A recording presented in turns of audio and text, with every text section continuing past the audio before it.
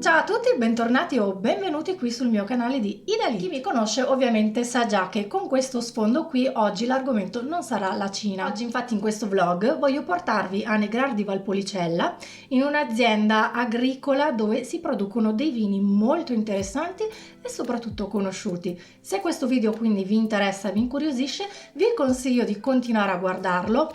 Ovviamente adesso partirà la sigla e noi ci vediamo tra poco.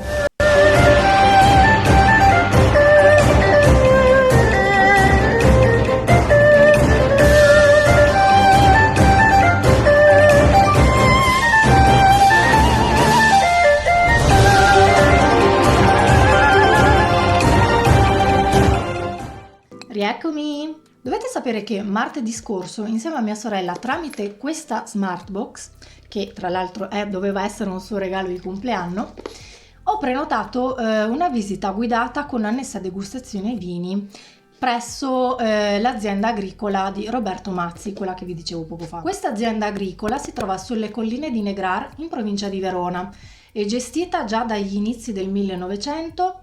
Però il Roberto Mazzi ha iniziato l'imbottigliamento dei vini già nel 1958. Prima infatti l'azienda era gestita da suo padre e non si chiamava Mazzi ma Samperetto. Il nome dell'azienda è stato modificato semplicemente per un motivo personale, per rendere appunto più intimo il nome della cantina, per avere una maggiore riconoscenza proprio della famiglia stessa. Durante questa visita guidata ho potuto vedere intanto l'interno dell'azienda, che mi piace tantissimo, e poi appunto tutta la parte della produzione, quindi come viene prodotto il vino. Ogni vino, e ci è stato spiegato anche che ha una sua gradazione diversa di zuccheri, di alcol.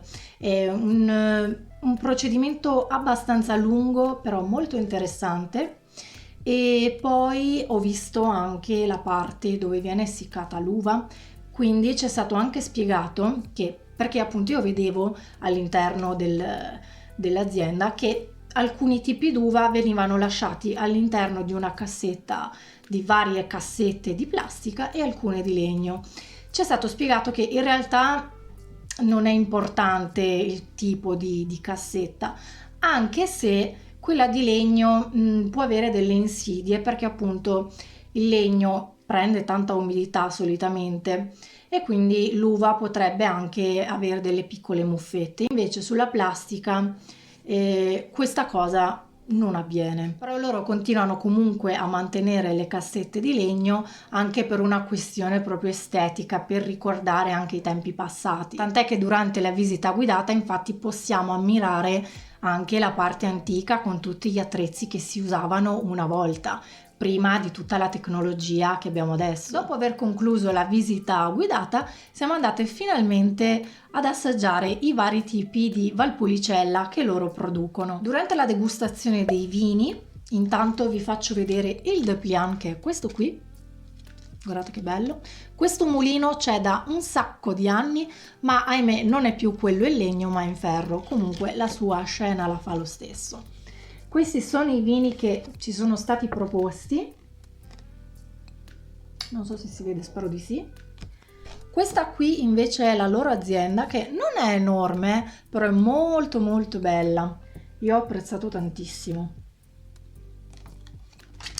E niente, la ragazza praticamente ci ha spiegato passo passo come veniva prodotto il vino che ci faceva assaggiare, e ci spiegava anche con cosa abbinare ogni bicchiere. Devo dire che la ragazza è stata veramente attenta e super professionale. Io ho apprezzato veramente tantissimo l'impegno che ci ha messo per farci capire veramente appieno il lavoro che viene svolto all'interno di quell'azienda. E oltretutto ci ha anche detto una cosa molto molto curiosa, che chissà magari un giorno andrò a fare.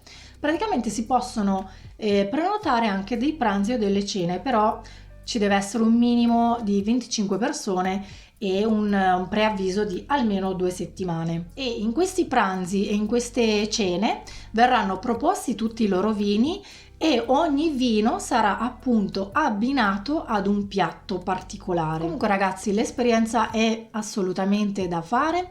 Se vi interessa vi lascio tutti i dati qui sotto in descrizione.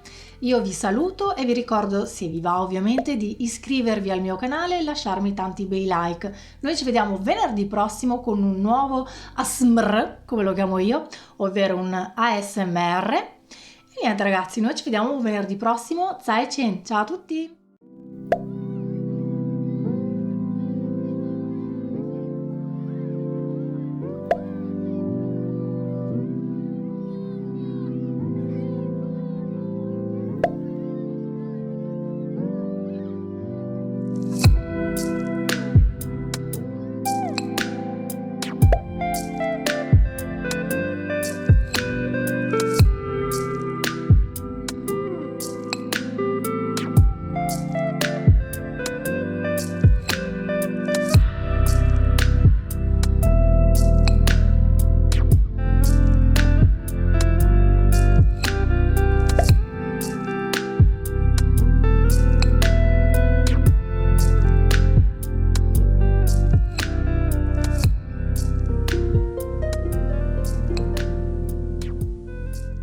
Un vino beverino, un vino comunque molto flessibile anche da quella che è l'alimentazione, proprio perché senza problemi lo si può accompagnare a una pietanza di tutti i giorni, a una pasta al pomodoro, a una carne bianca, non una carne troppo strutturata, ma anche volendo ad una pizza prosciutto e funghi, una pizza con questo perché? Perché oltre ad avere un vigneto specifico, in questo caso la resa per ettaro è minore, una minore resa per ettaro, quindi una selezione di quelle che saranno poi i tralci che porteranno le gemme da frutto va a classificare una minore presenza di uve, quindi le uve che si presenteranno, che cresceranno e che verranno poi vendemmiate sono qualitativamente parlando migliori, perché non devono dividere le sostanze con più grappoli, ma si concentrano all'interno di un unico grappolo.